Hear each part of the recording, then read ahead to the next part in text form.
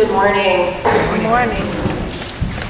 Thank you all for being here today, and thanks to everyone who is working together to make this service happen this morning.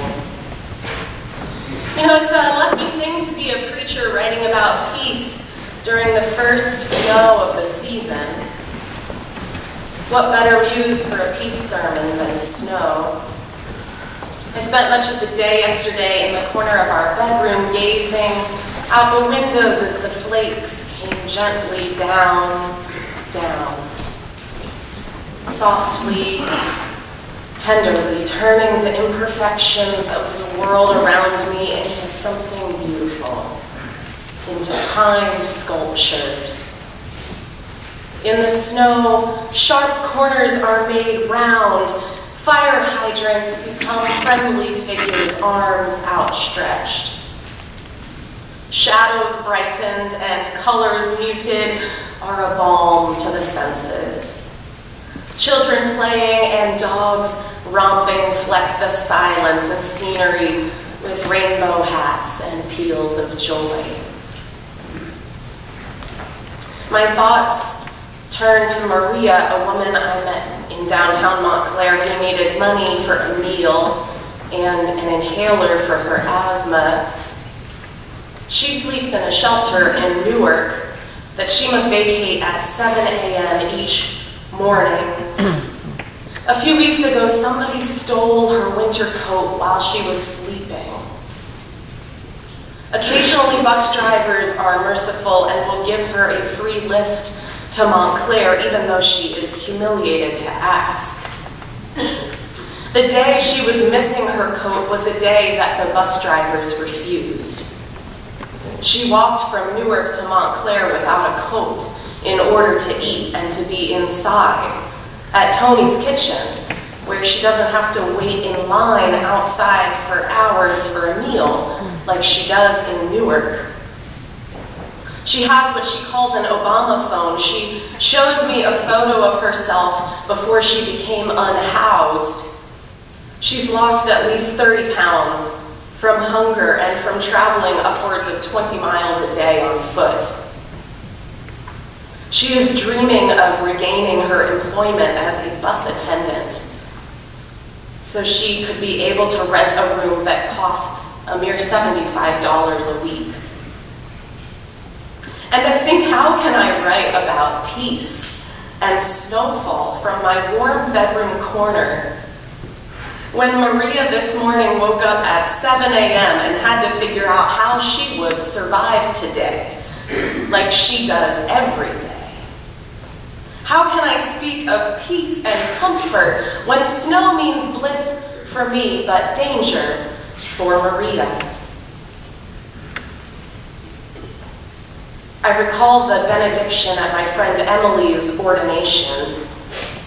Emily is the director of the Presbyterian Peace Fellowship. I know I've mentioned her before. She's a good friend of mine.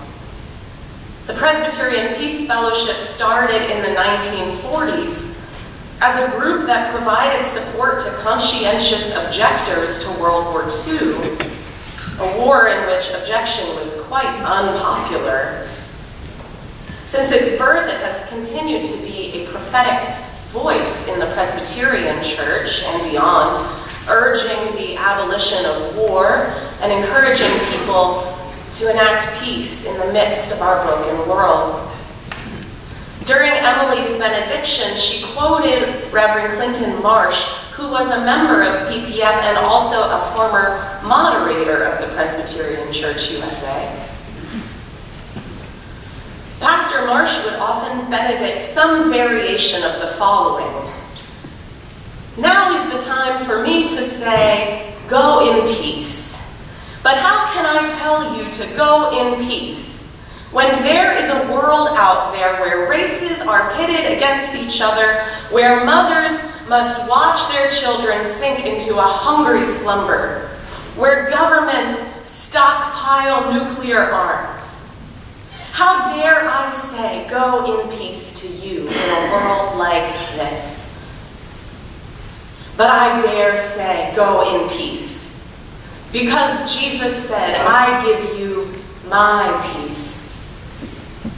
But remember, he who says, I give you my peace, also says, if you would be my disciple and thereby have my peace, take up your cross and follow me. So I dare to say, go in peace, if you dare. How dare I preach about peace when snow for me means comfort, but snow for Maria means wilderness? To me, a reminder of my security and privilege to have a house, but to her, a reminder of the violence that we exact on the poor every day. We turn our attention toward Isaiah 40. There's a voice. We see this word a few times in our reading. A voice, a voice. The Hebrew word is call. It means not just a voice, but a sound, a noise, a thunder, a cry, a proclamation. Our message here is not a hushed whisper or a soft heartbeat, but a thunderous heralding of good news. In the wilderness, prepare a way of the Lord. Make straight in the desert a highway for our God.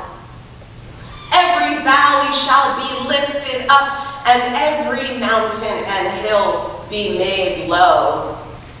The uneven ground shall become level, and the rough places a plain. The scripture is a reference to Eastern monarchs of old who would send a herald before them in a journey to clear away obstacles, make causeways over valleys and level hills. The king is coming. Prepare a way. Comfort, comfort. The king is coming. I think of the 12 of us this summer who literally cleared pathways in the desert at Ghost Ranch in New Mexico.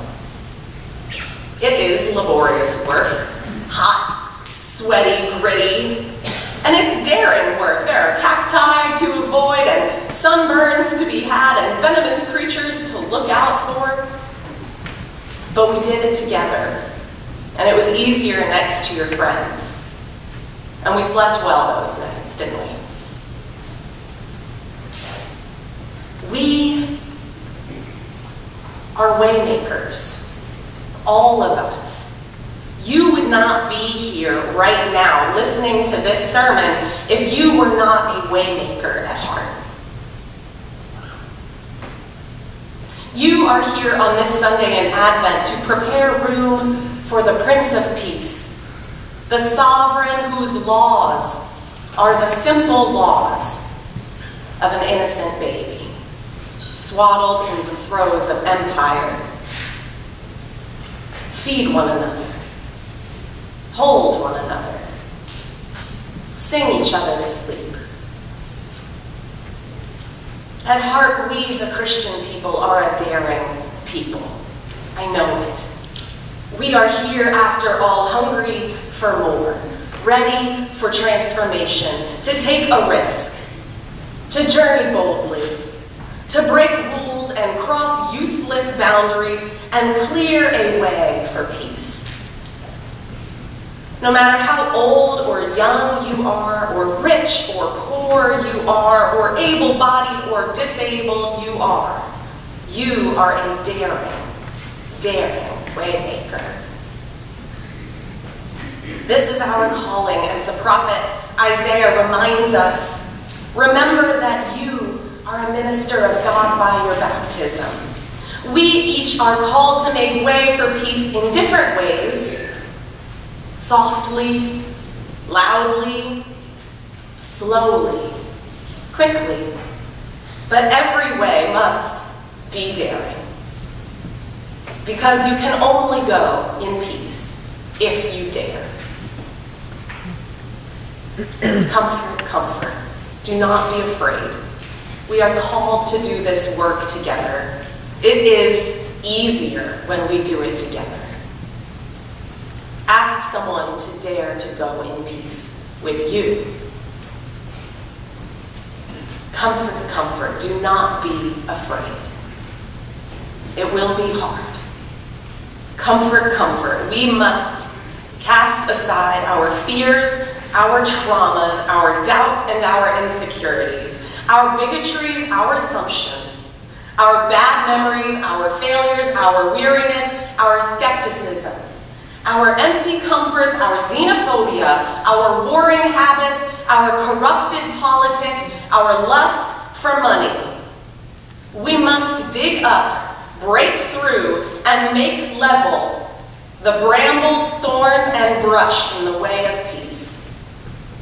We will be bruised, scratched, even broken by this work. But we are heralded by angels. Heralded by angels to clear these things away, to make a way. Comfort, comfort, do not be afraid. The angels are singing, prepare a way. How dare I preach about peace when snow for me means comfort, but snow for Maria means wilderness. I remember this. I am called to share my peace with Maria and to share Maria's wilderness with her. And that is because she is mine and I am hers. And together, we are called to clear a way for peace, if we dare.